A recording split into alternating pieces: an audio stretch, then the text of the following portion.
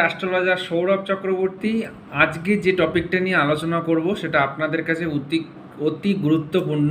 এটা সবসময় আপনারা মাথায় রাখার চেষ্টা করবেন। যে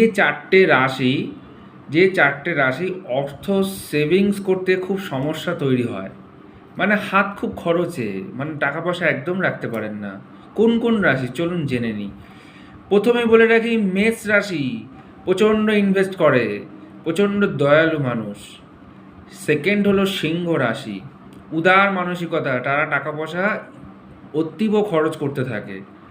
আর একটা রাশি যেটা হলো মিথুন রাশি, খরচ করব কি করব না ভেবেও ফাইনালি গিয়ে কিন্তু খরচটা করেই ফেলে, টাকা আর রাখতে পারে না। আর একটা রাশি সেটা হলো ধনু রাশি। ধনু রাশি হলো উচ্চ আকাঙ্ক্ষা, উচ্চ বিলাসিতার জন্য তারা কিন্তু খরচা করে ফেলে, টাকার মায়া কিন্তু করে না। কেমন লাগলো অবশ্যই জানাবেন।